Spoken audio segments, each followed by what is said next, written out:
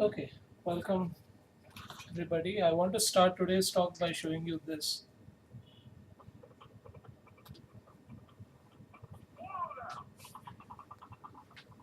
These are the first few minutes of Monty by Python and the Holy Grail. This was the comedy series that Guido van Rossum, the creator of Python, was a fan of, and that is why he named the language Python. Unfortunately, because O'Reilly, the publishers, like to choose an animal per book, they chose a python, a literal python, for their book, which convinces people that Guido van Rossum was probably a snake fanatic, but it's not true. He was a fan of this comedy series. Okay. So let's begin. So I want to start by taking the first program we wrote yesterday and rewrite it. I want to introduce two changes to this program. I want to use floats instead of ints.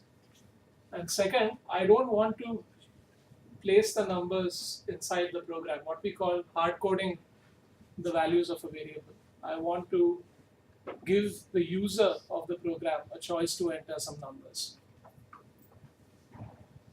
So my first attempt is to use this function called raw input. The way this function works is whatever string you place inside as an argument, it will display that on the screen and the user is allowed to enter the input. And that input goes and gets stored in this variable which is on the left side. So if I say a equals raw input, please enter number 1, this is what gets displayed. And if I type 5.0, that goes and gets stored in. So I'll accept a and b, and then I'll use the same old arithmetic operations to calculate c, d, q, and r, and just print those values. That's it. So this is all my program does. Now when I attempt executing it, I get this prompt, I type 5.0, I get this prompt, I type 2.5, but Python throws an error at me. It says unsupported operand types for str and str. So what do you think is happening here? Or convert the input by int function because it is like this string, Right. So the raw input by default, no matter what you enter, will accept everything as a string. So what I need to do, so the basic idea is if I put quotes 3.0, that's a string 3.0. It's not the number 3.0, whereas 3.0 is a float. So what is happening is raw input is giving a string no matter what I enter. So I need to explicitly convert it into a float, and therefore I rewrite my program like this. I'll wrap my raw input around a float function, which is used to try and convert a value stored in a variable into a float. And now the program works well. Now let's try and improve this program. I'll say that this output is pretty ugly. I want to control the number of decimal places in the output. So I'll modify the program. So this is what I do. So earlier I had used this statement. So what this statement does is the following. The way Python constructs this string is as follows. It says addition equal to, okay. Then it says %. The moment it sees a % sign, the interpreter realizes that you don't mean a %, but you actually want to put the value of a variable in the place. But what will this value be like? That is indicated by the immediate following letter, which in this case is f. So that in that way you're telling Python that you want to substitute a float value in place of %f. And the first value that gets placed here is that of c, which is the sum, and then d comes here, which is the difference. Like that, this string gets constructed, and that's why you see this output here. If I want to control the number of decimal places, I'll just put a point to f here. What that says is, let there be any number of places before the decimal point, but after the decimal point, I want exactly 2 decimal places. So that's what happens. I get a clear, clean output in this form. So this must be familiar to anyone who has programmed in C or Fortran. This is how you construct strings or format strings in those languages as well. So this is called string formatting, and we have already seen this example. But Python, because it was written in C by C programmers, this method gets supported, but Python has its own unique way of constructing these kind of strings, which is as follows. So these are three different ways by which you can assemble strings together. So I'm defining a variable called gal name, which is this, and int b magnitude, which is this. And I'll form a string using the traditional way, which is what we just saw. The galaxy percentile s. So s tells Python that you're going to substitute a string there. And percentile point to f tells Python that you're going to place a float, but restrict to 2 decimal places. So gal name goes here, int b magnitude's value goes here. The other more Pythonic way of constructing the same string is this. I'll say the galaxy, but instead of using percentages, I'll use a pair of braces and a colon. So 0 colon s, and I'll use 1 colon point to f. So what does the 0 and 1 mean? Well, at the end of the string, I'll say dot format and a list of variables. Yes? So 0 refers to the first variable, 1 refers to the second variable. And the thing after the colon is what indicates the format. So s here says string, point to f says 2 decimal place float. So 0 means gal name, 1 means int b magnitude. If you want this to look even more intuitive, you can write it like this. Now I'll say name colon s, mag colon point to f, and instead of just giving a list of names, I'll explicitly say that name here is gal name, mag here is int b magnitude. So the order won't matter. You can give this in any order because there is now a name-wise association and not a position-wise association. So you can see that this is perhaps the easiest way, the most intuitive way of writing it down. The previous methods rely on order. They rely on you to get the order of variables at the end correct. But this method gives you more flexibility and more cleanliness in that matter. So the output of all these three will be exactly identical. So I'm just asking Python to print all the three statements, and you see that they give me exactly the same output. Now you can choose whichever method you like. As someone who migrated from C, C++ to Python, I frequently use the traditional way, but if you don't have that bias, I'd strongly encourage you to use the other two ways, which are more unique to Python. Now we have seen three different ways by which strings can be declared. And we have also seen what is string formatting. And one thing should be clear, that in string formatting relies on giving special meanings to symbols like percent, open brace, close brace, colon, etc. Now, if you meant to write an actual brace and not the brace that Python will use to interpret substitutions, you will have to put a backslash every time to tell Python, oh, this is an actual brace and not a brace that refers to string formatting. So to do that, every time is inconvenient. And sometimes you need to construct strings which are full of such symbols. So in such cases, you can construct what is called a raw string. So here, before I write the string down, I'm prefixing an R here. What that tells Python is not to over-interpret all these symbols the way it normally does. So when I put a R, it actually takes percent and brace to be a percent and brace, and not something which it should do seek variables to substitute in. Now where would you use raw strings? When you learn how to make plots in Matplotlib, you will frequently use a statement like this, where you'll set the X label for an axis or a Y label or anything.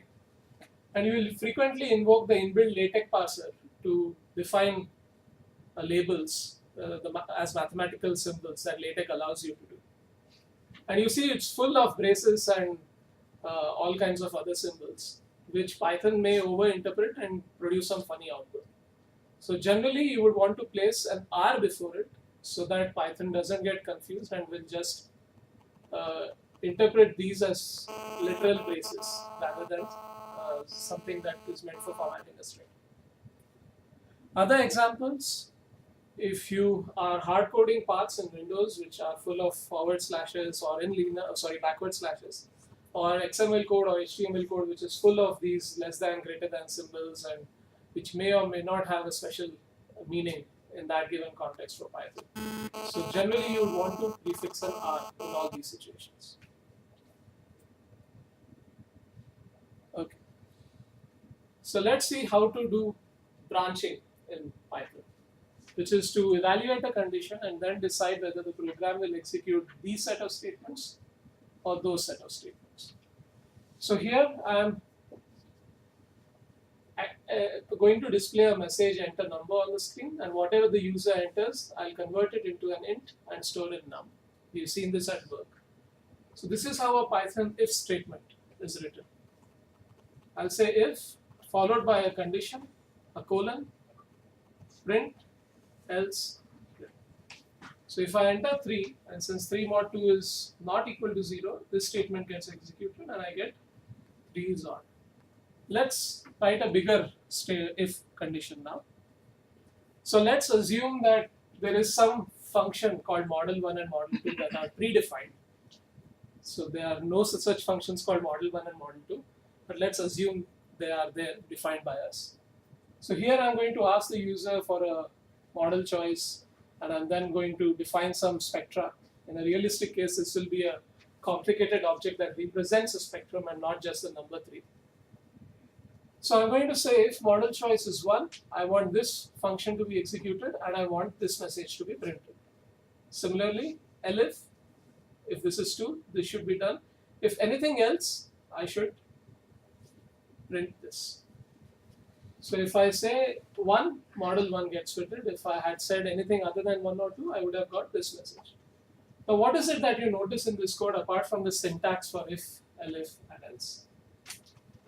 What is a prominent thing that stands out, especially those of you who come from C or C++ or Fortran or Java? No ending. There is no ending. That's one thing. Equal to. No, that's there in other languages. But that's okay. Those are minor things. Exactly. There are no starting and ending braces to mark a block.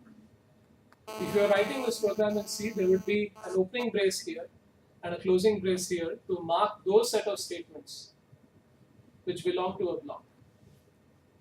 But how does Python know, without braces, that these two statements belong to this if? It is the level of indentation or the amount of space you leave on this side.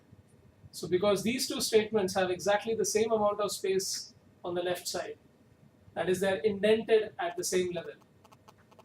These two statements belong to the same block. Okay? And that is the most vital thing you need to get used to write programs in Python. So is there any condition on how many spaces you have to give, or even one space is enough? Even one space is enough, but the convention is to press a tab key and redefine a tab stop with 4 spaces. Because 8 makes it a bit too big. If you're writing short programs, it's okay. But for most programs, 8 spaces will be a bit too much. And there are also some standards adopted by the industry as to how you should do indentation. And the idea is to use a tab redefined as 4 spaces. One of the problems in using spacebars is A, they are inconvenient. You don't want to keep hitting a spacebar to indent a block every time. And even more dangerous practice is to use a mixture of spaces and tabs, which Python 2 may allow, but Python 3 has become stricter. It will not allow a combination of spaces and tabs. It will throw out an error which says your indentation is not correct. Anyway, why does Python insists that the indentation should decide which block the statements belong to. So here is an example C-like code. I don't claim it is an authentic C code. It's a C-like code. Here's your question. This is your set of if statements. Does this else belong to this if or this if? C programmers. Second one. Can you bet your life on it? There is no basis. Is anybody willing to bet their life that this else belongs to a specific? It should be first. No, I'm asking if you'll bet your life. Well, in Python, this else belongs to this if because they are exactly at the same level of indentation. So that's why Python insists on indentation, because one of its core philosophies is to force you to write clean, good-looking code. Okay? Okay, so let's wrap up this topic of if-else if. So the most general syntax is to write if with the condition. The colon is important, it's a part of the syntax. Whatever you need to do if this condition is true. And any number of ellipses that you want, followed by an else. And the ellipse and the else parts are optional. So you would still be okay by not writing any ellipse or any else part at all. So those are optional. If you want, you can write them. If you wish, you can skip them, depending on how you're writing your program. And what are conditions? Everywhere I'm saying that after if you write a condition is anything that will return either a true or a false. So most of these operations, all of these operations will result in either true or false. So is A greater than B? The answer is either true or false, nothing else. You can also combine these using logical operators like and, or, and not. And I'm sure most of you know what these operators would do. If I say if not A less than B, you know what it means. If I say if A greater than B and B greater than C, or if I say if A greater than B or B less than C, you know what all these mean. So I'm going to assume that part is clear. And I now want to move to what is an explicit Boolean data type in Python. So unlike some other languages which rely on integers to represent true and false, where you have a zero integer representing false and anything non-zero representing true, Python has an explicit Boolean data type. So I can actually write something like A equal to true, B equal to false, and I can write statements like these. So obviously, since B is false, this won't come on the screen, and this would come on the screen as the output shows. So there's an inbuilt function called type in Python, which allows you to check the type of an object. So if I say type of A, it actually says bool. So this is just to show you that it's an explicit data type in Python. And everything in Python has a Boolean equivalent.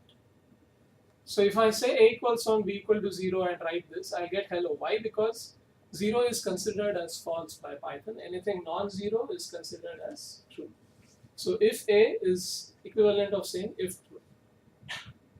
Similarly with strings, an empty string is false. A non-empty string is true. And that's why this won't get printed, because S1 is an empty string.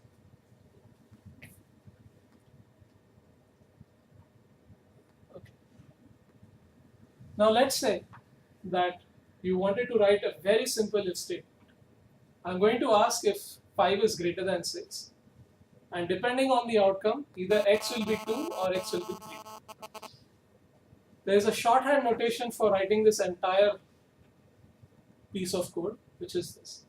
Y equal to 2 if 5 greater than 6, else 3.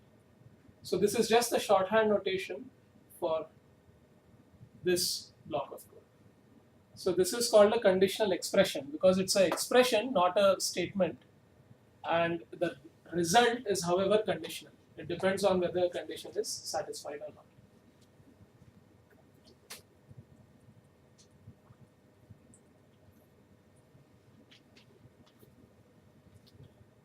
It's also very readable, just writing it in one line. Yes. Makes it That's true. easy to understand. Yes. Now we move to a second tool of the data types in Python. So I'll be talking about lists and dictionaries because they are the bare minimum you need to know to write a program in Python. But there are many more built-in data types. You have tuples. So I'll tell you what lists are. I'll also show you that they, unlike strings, they are mutable. But there's an immutable version of lists available, and that's a tuple. The difference between a list and a tuple is the brackets you use.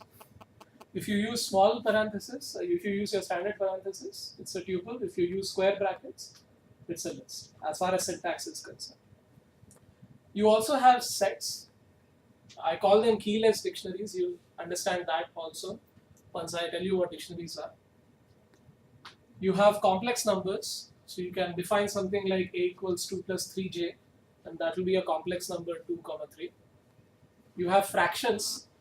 So you can actually define a fraction like 2 by 3, and you can add plus 3 by 5, and it will give you answers the way you normally get answers when you do fractions in third class homework assignments. Third grade. Third class has a very different name. Okay, fine. Class 3 assignment, yes. Okay, so let's start with lists. So this is how you declare a list. You just say a equals 1, 2, 3, 4, and that's it. It's a simple ordered collection. Now what is very important aspect of list is that it's heterogeneous. You can have a mixture of data types inside a list. So here is another list where I have a string, I have an int, and I have a float, and I have a boolean. And all operations that we saw yesterday for a string, how to get a third element, how to get fourth element, or how to slice with steps of 2. All those operations are perfectly valid for a list. So this is what I've shown here. A of 0, A of minus 1, A1 colon 2. They give you obvious answers. Now in B, the first element of B, which is B of 0, is a sequence again. So how do you refer to something inside that sequence? So I want the second member of the first object in the list B. The syntax for that is B01. So B of 0 is hello. Hello of 1 is E. So that's how this command statement gets executed. Is it something like a structure of Structure meaning, oh, the C structure. I think that's how we would interpret it, right? It's a C structure. No, not really. Not exactly, but functionally. Because it's ordered. The dictionary is more like a structure. Yeah, correct. Sorry. Structure is not ordered. Yeah. The dictionary is more like a structure. We'll get to that. So why the EQ? B of 0 is the first element of B. What is the first element of B? Hello. Now, this is hello of 1. 1 means the second element. Of what? Of hello. E. And what are the 45 and 77%? Those are some bit defining. Yes, so I'm saying that the second element in B is the integer 45. The third element in B is the float 7.64. And the fourth element is a Boolean true. Yes. Anything else? Okay. You can also nest lists. So you have list of lists here. So I can then, if I want to refer to the third list's second element, I would again use a syntax like this. So A of 2 refers to 7, 8, 9. Of 1 refers to 8. If I add two lists, it is a concatenation operation, which many of you will be thrown off balance because you will go and try and add two arrays by doing this. It won't add two arrays. Lists are not arrays. It will just give you a concatenation of the two lists involved. So if your question immediately is how can I actually add them? Well, for that you need to use NumPy arrays, which is a topic of the class that Yogesh will be taking. So here A of 2, why don't you take the 4, 5, 6, and then from there I can 1, 2, 3, and 4. No, I didn't get it. So here A of 2 and 1 for the 2 is the second element, that 4, 5, 6. Second index. Of That's the second. third element, which is 7, 8, 9. Yeah. So the counting starts from From 0. 4, So A of 0 is the first First element. element. A of 1 is the second element. So A of 2 is the third element. Remember that. I mean, it starts, array indexing starts with Yes. 0. You can also multiply by an integer to achieve repetition. So 168 into 3 will be 168, 168, 168. It's repeated 3 times. Now lists are mutable. You remember from yesterday's class that if I took a string and I tried to change exactly, let's say, the third character in the string by saying s of 3 equals, or of 2 equals something, it gives an error. It says you are not allowed to change strings. That's how Python was constructed. Lists, however, are mutable. So let's say I define a list a equals 1457. Print it. So this, I'm just confirming that Python is indeed storing the list the way I want it to. Now I can just say a of 2 is 777. And if I print, 5 is now gone and is replaced by 777. So unlike strings, lists can be manipulated in place. So you get a modified list. Okay, so let's look at a few list methods. So just to recap, methods are just functions, but instead of being like ordinary functions which you can call and give inputs, they are sort of attached to the object from which they are called, and the first argument is always the object from which they are called. So here is a list, a equals 135. There is a method available called append, which accepts one argument and adds it at the end of the list. So if I say a dot append 7, 7 gets added towards the end, and that's why on printing a, I get this. There's another method called extend, which accepts one list as an argument and adds all the elements of the list at the end.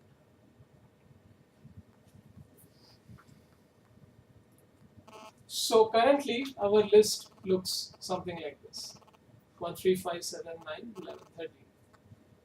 There is a method pop which is available, which removes the last element of a list.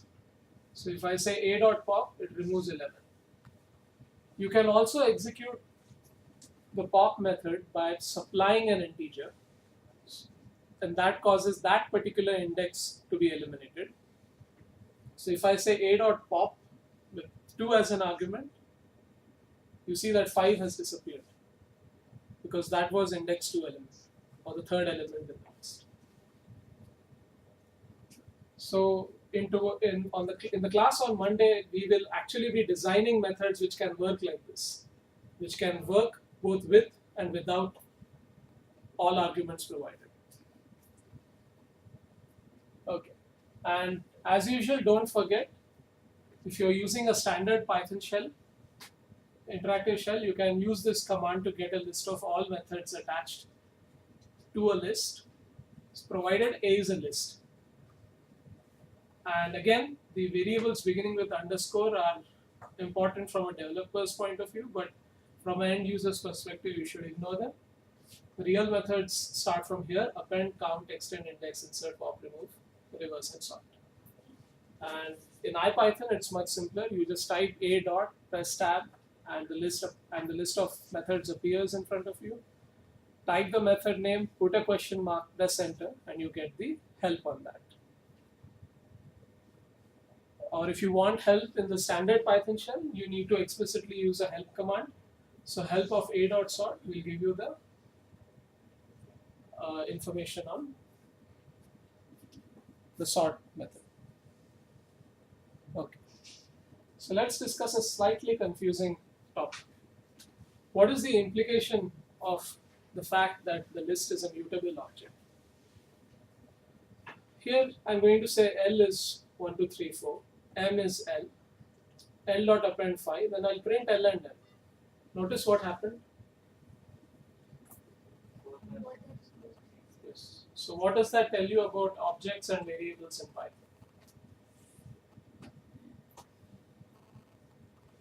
Yesterday we saw that Python is dynamically typed, which means that there is no type for a variable. But then an object should still have an identity, right? An int should know that it is an int. A string should know that it is a string.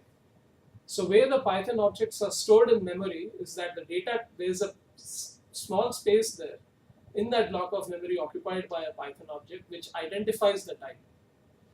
All variables, on the other hand, are more or less like pointers to the object. So the variables don't have any other role but to point to an object in the memory. The type of the object lives with the object.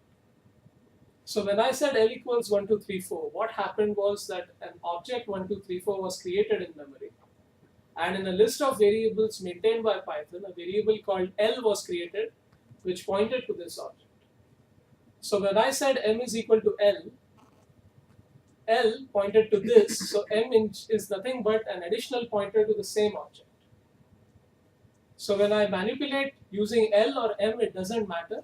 They both are referring to the same object in the memory, and they will get modified or whatever operation we do on that. So instead of L dot append something, suppose I said L equal to another, would M also be changed? In that case, it would not, because then what you would do is you'd be constructing a new object in the memory, and L would now point there. Okay. Now But what M, would M will point to the previous. M will continue pointing to the previous. But suppose that M was never there, then the previous object also has another attribute which is number of references. How many variables point to me? And the moment the number of variables pointing to me, the Python object becomes 0, the space that I occupy in the memory is reclaimed, which in many cases is a manual operation in C. We use malloc and other such statements to do garbage collection. Everything in Python, as far as garbage collection is concerned, is automated. If an object has no variables referring to it, it's gone. The space will be reclaimed by Python. So a question then comes to mind, how do you make a copy of a list? Because if I say M equal to L, that's not making a copy. If I want the object to be copied, a quick way of doing that is to just say L bracket colon. You know what this does. This is the slice we saw yesterday. It refers to the entire sequence beginning to end.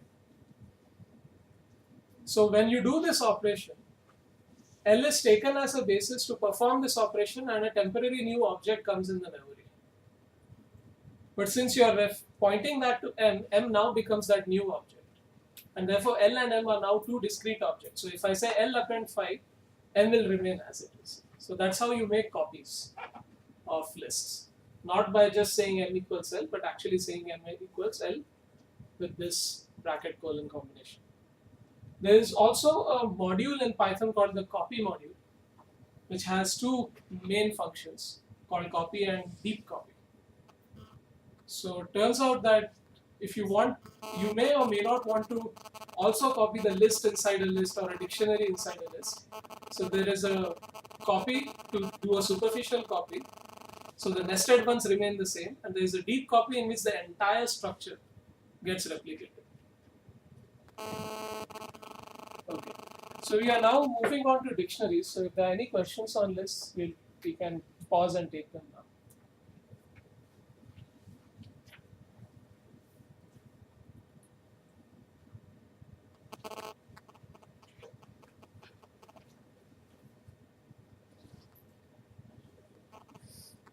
Okay, so let me continue with dictionaries then. So we know what a list is. It's just a collection of objects. And you can also imagine a list as a mapping between the sequence 0, 1, 2, 3, so on, and the objects which it stores. So the first object is mapped to the number 0. The second object is mapped to the number 1, and so on. Now just imagine that instead of these 0, 1, 2, 3, etc., I replace them with arbitrary objects. So now I'm looking at arbitrary mappings between an object and an object. So instead of 0 being an object, 1 being an object, I'll say hello corresponds to an object, world corresponds to another object. So that would result in a dictionary. Of course, at the deep level, the dictionary is not implemented exactly like that. But from an explanation point of view, that's what a dictionary is. So imagine a list, but instead of referring to elements by 0, 1, 2, 3, you are actually giving names to these elements. So let's see a dictionary at work, and then it will become immediately clear. So the way you declare a dictionary is using braces and a combination of what are called key-value pairs. So quotes A, colon 3, quote B, colon 5. So quote A is a string. It is an object which has now been mapped to the integer object 3. And B is mapped to 5. So if I want to check what is the value for the key A, this is how I do it. The syntax is similar to a list, but instead of supplying 0, 1, 2, 3, now I am supplying the actual key which I have given, or the name that I have given to the object. So d1 of A is 3, d1 of B is 5. So in A and B are called keys, and 3 and 5 are called their values. So what is a dictionary? It's a collection of key-value pairs. Is that clear? Is this concept fine? Okay. Now here I'm going to say d1 of C equal to 7. Now this is what Python does. Python searches for a key called C here, and it doesn't find. And if it doesn't find, it will add a new key called C and assign a value 7 to it. On the other hand, if I say d1 of A equal to 1, and since A already exists in the dictionary, it changes the mapping of A to 1 instead of 3. So if I now print d1, I get A as 1, earlier it was 3. I get B5, which is as is, I haven't changed it. And thanks to this statement, there is now a C7. Now another thing you will immediately notice is the order. Right now, if you had a laptop and you were trying out this example, the order you would get may not even match this. So dictionaries are unordered collections. They don't obey an order. Unlike lists or strings, which are a sequence, they have a specific order, well-defined order. These dictionaries don't. So the only way, so if you are going to rely on dictionaries being ordered, then either you're doing something very, very special or you're doing it wrong. It could be one of these two extreme possibilities. If you need ordered collections, lists is the way to go. If you need mappings with no worry about the order, that's where you use dictionaries. So let's look at a few dictionary methods. So if I say keys equal to d1.keys, so keys is a method, and here keys is a variable. There's a difference between the two. The method is called by brackets, so this returns all the keys. So since there are 3 keys, A, B, and C, in the dictionary I defined above, d1.keys gives me a list of keys. If I say d1.values, it gives me a list of values. If I say d1.items, it gives me a list of ordered pairs, which are key value mappings. A1, C7, B5. Is that okay?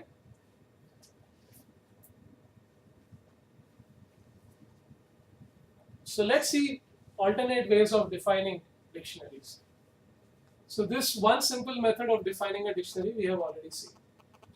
You use a pair of braces and a key value pair separated by colons. By the way, it's not obvious from my examples, but I need not use strings for keys. I can also use numbers. So I can also have, instead of A, 1, then d1 of 1 will be 3. Okay, so the key can be a non-string object as well, even though in my examples, for convenience, I'm using strings. Okay, the other way to construct this same dictionary would be to define 2 lists of keys and values with a one-to-one association between them. So key is equal to ABC, value is equal to 357. Now, if I say D2 is DICT of, so like float is used to convert something into float, DICT is used to try and convert something into a dictionary. Then zip of keys, comma values, and this gives you the same dictionary. I can also say D3 equal to dict of A equals 3, B equals 5, C equals 7. This also becomes the same dictionary. I could also say dict of a list of ordered pairs, and I'll get the same dictionary. So these are alternate ways of constructing the same dictionary. Now this method and this method are actually equivalent, because what zip of keys, comma values does is gives you this, which is then passed to the DICT function, and the list and the dictionary is created. So this method and this method of making dictionaries is the same, because zip is actually constructing such a list. Questions? So G actually creates ordered pair, right? Ordered Yes. list. Yes. So you take any two lists, or even three lists, or any number of lists. It will create n ordered tuples, making a one-to-one with one-to-one association. So if you had a list 1, 2, 3, another list 1, 2, 3, another list 1, 2, 3, and you zip all of them, you will get a list of 3 tuples, which will be 1, 1, 1, then 2, 2, 2, and 3, 2. Okay. Time for loops. So let's start with the while loop, which is more or less similar to what you see in other languages. I'm setting x equal to 0, and I'm saying while x is less than 5, print x and x plus equal to 1. So remember that these two statements belong to the while because of the indentation levels. Now notice this comma here. If I had not put the comma here, I would get 0, 1, 2, 3, 4. But because I have put the comma here, I get 0, 1, 2, 3, 4. It's a very subtle difference, and if you are quickly reading the program, it won't be obvious to you that this is the output and not this. Which means that this is an implicit way of achieving our target of printing all the numbers on the same line. And if you have gone into your interactive Python shell and typed import, what's the statement? Do you know the Zen? You have told about the Zen of No, I missed Okay. the Zen.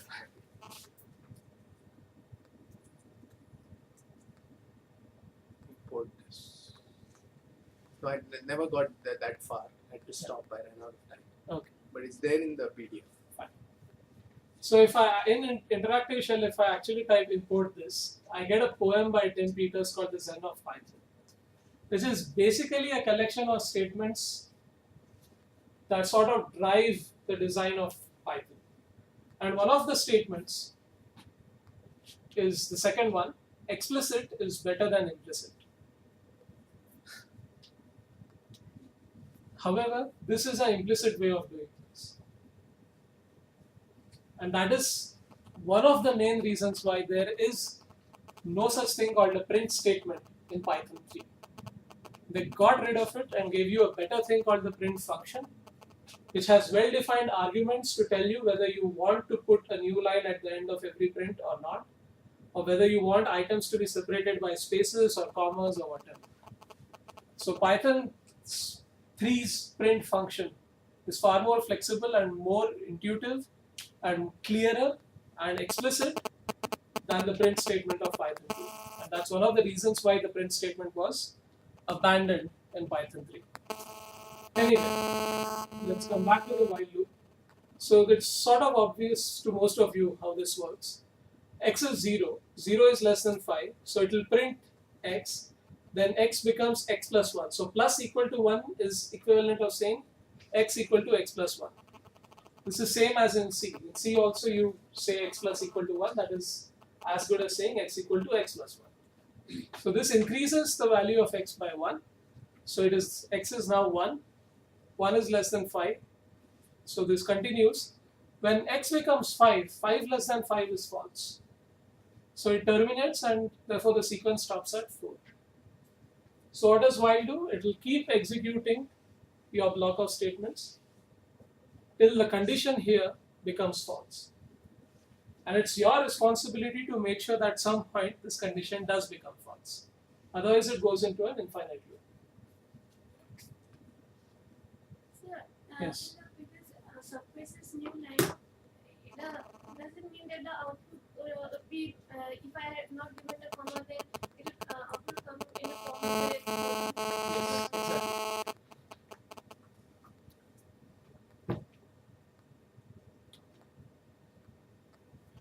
Okay. So let's study the break statement. So here I'm saying x equal to 1 and now I'm saying while true. So how long will while true execute? Really? Infinite.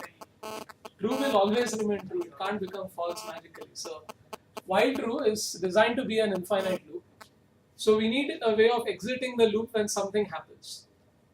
So I'll say print x is equal to the value of x. So this, you understand what this does.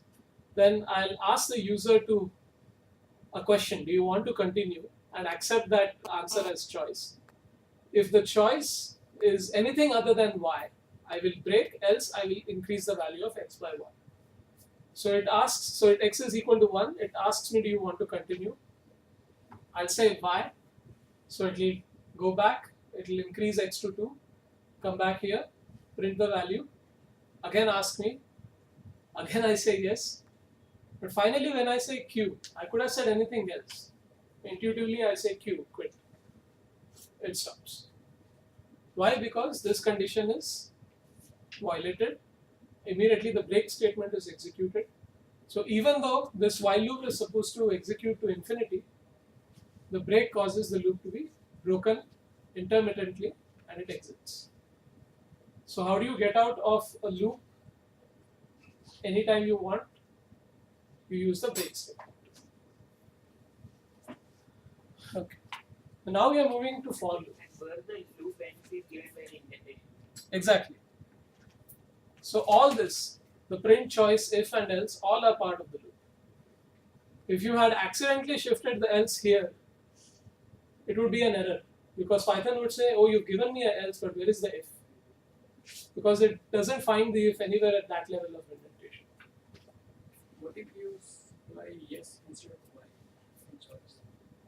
You would still get an error. Because yes is not equal to y. So this is a very bad way of accepting choices.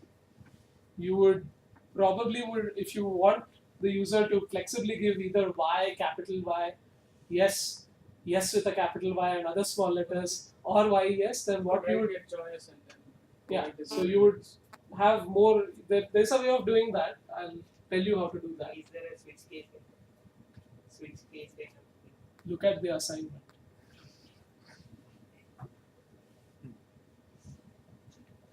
Okay. Okay, so the for loop in Python is not your for loop of other languages. So take a few seconds break. Whatever you know about for loop from C, Fortran, Java, or C++, throw it away and listen to this afresh. So here is a list. X equal to 567890. The for loop works as follows. For I in X, print I. So what's happening?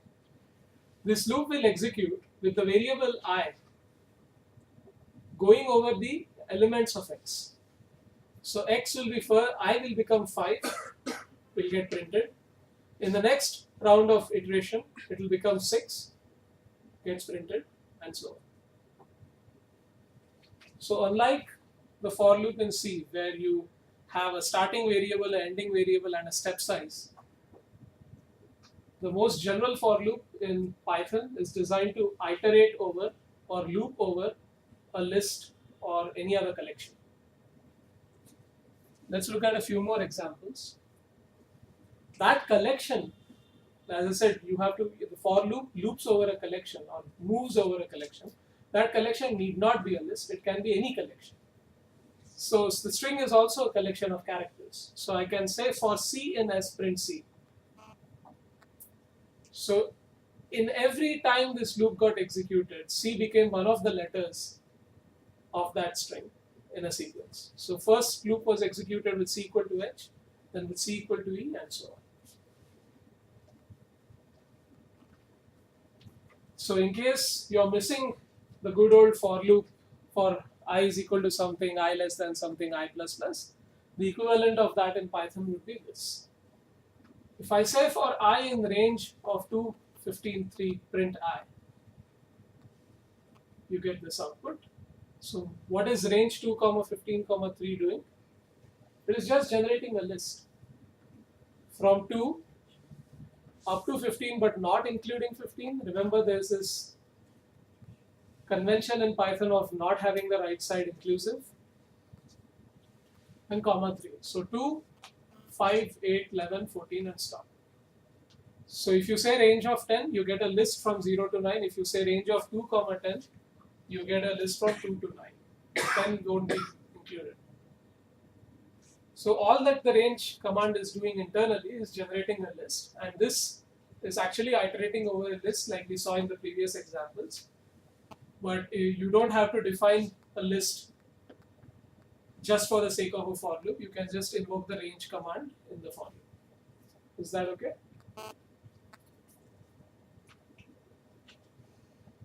So I'll show you a bit of a wicked for loop now. Here are two collections.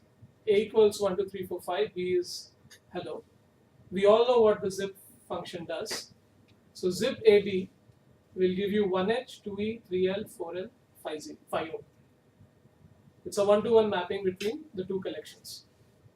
Now I'll say for I comma j in C, print I comma j. Because C is a list of ordered tuples, the variables on the left can be a tuple of variables, and you can iterate in that fashion. So I comma j is a tuple of variables, and C is a collection of tuples 1h, 2e, 3l. So this loop will execute by I taking 1 to 5 and j going from h to o simultaneously, and that's why you get an output like this: 1h, 2e, 3l, 4l, and 5. Is that fine? So, Yes. instead of hello, there are 5 numbers and 5 letters. If there would have been one more in H, A, and O, suppose I take S also. It will take the shortest one. Then the S would be excluded. Yes. So if you had said hello exclamation, for example, one extra character in hello, the string B had an exclamation at the end. So you now have 5 elements in the list and 6 elements in the string. When zip is asked to unite these, it throws off whatever are beyond the shortest length. So in this case, 5 and 6 are the lengths. So it only constructs tuples up to length 5. Anything after that is thrown away. So the exclamation will still not appear in this case. Okay. Now what if you wanted to know which index of the collection you are looking at, and also the actual element or the item? C users, when you first write your Python program, will always write, and this is without exception, for I in range of length of A, print A of I. No. Even if you need access to both I and A of I at the same time, this is how you do it. You say for I comma C in enumerate of A, then you say character number percentile D. Percentile D will be I plus 1, percentile S will be C. So what is I going to be? I is going to be from 0 to the length of C minus 1. So I plus 1 will give you 1 because it starts from 0. So 0 plus 1 is 1. C will be H. So what is enumerate of A doing actually? It is just doing a zip of 0 to the last number and the list. So it's just generating an ordered pair inside. So let's show you this.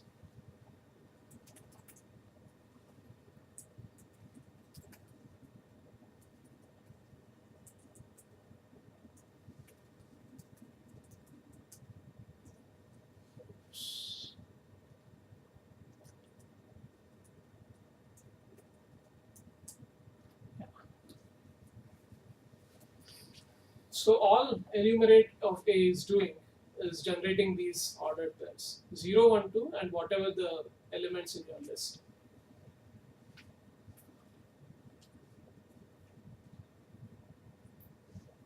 Okay. So you can also break and you can also continue for loops. So you have here for I in the range of 10,000. So this is supposed to execute all the way up to 10,000. If I mod 2 is 0, print even, then continue. Then print odd, this is outside the if, and if I is equal to 7, break. Okay, let's see how this works. First I will be 0, 0 mod 2 is 0, so it prints even, and what does continue do? It transfers the control to the beginning. No matter what else is left over, it doesn't matter. The continue will transfer the control right to the beginning. So none of this gets executed, and you come back, and now I is 1. And 1 mod 2 is not equal to 0, so this continue is not executed, which means the control will come to odd, so odd gets printed, and if I is 7, which is false, the break won't get executed. It comes back, 2 is even, so the continue will not allow this to be executed at all, and so on. But what if, instead of saying if I equal to 7 break, if I had said I equal to 8 break, what would happen? Up to? Up to 10,000. Yes. Because if I had said I equal to 8, but 8 mod 2 is 0, would cause the control to directly pass here. This thing will never get executed. So the break never gets executed. Therefore, it will go all the way up to 9,999. But that's why you should be careful in such cases. Okay, so this is the last topic for today, which is how to traverse dictionaries using for loops. So let's say that we have a dictionary which is a mapping of A, B, C, D to 1, 2, 3, 4 respectively. One way to move over a dictionary is to say for key comma value in D dot items. Do you remember what D dot items does? It gives you a list of ordered tuples, and the tuple is a key value pair. So key comma value is a tuple of variables. So key or the key variable will iterate over keys. The value variable will iterate over values, and you'll get this. A, this is, I'm physically printing this. Then value, so A1, C3, B2, B4. See, the order did not get maintained. So I emphasize again that dictionaries are unordered collections. It doesn't matter what order you gave them in, you won't get, it's not necessary for you to get that order back. The other way you could traverse a dictionary is you could say for key in D dot keys, because what does D dot keys give you? It gives you a list of keys. So here's a loop where the variable key will be iterating over all the keys of the dictionary. And then instead of saying key, I don't have a value anymore, but how do I get the value? I'll say D of key. So I get the same output again. Okay, with this we'll stop for today. Any questions? Otherwise, we'll meet on Monday.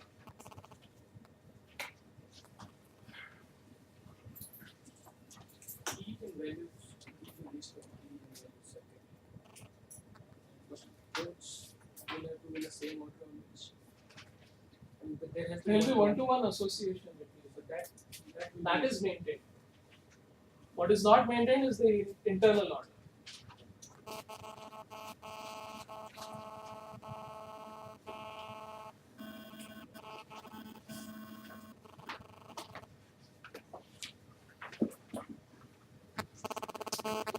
Anything else?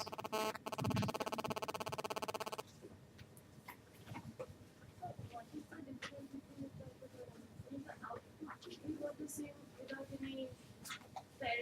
Right.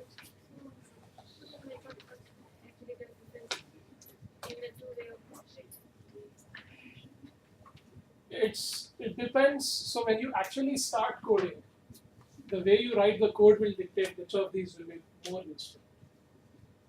For example, I can directly get a key and a value pair. But suppose, for example, the key is being determined in runtime. The user does something which results in a pool of keys to be created, and then you need to run over them. So you may not. So it may not be convenient for some reason to access key value pairs together, for example. It's just to illustrate. You can use anyone you like, but there may come situations where you need to explicitly say D of key rather than actually get a proper value.